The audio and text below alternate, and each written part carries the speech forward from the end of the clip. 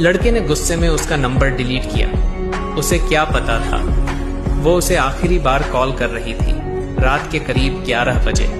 लड़की लगातार कॉल कर रही थी, लेकिन लड़का दोस्तों के साथ बैठा बोला, ड्रामा करती है रोज, और उसने फोन साइड में रख दिया। कुछ देर बाद एक छोटा सा मैसेज आया, बस एक बार बात कर लो, डर लग रहा है। लड़के ने मैसेज देखा, लेकिन इस बार वो सच में गुस्से में था।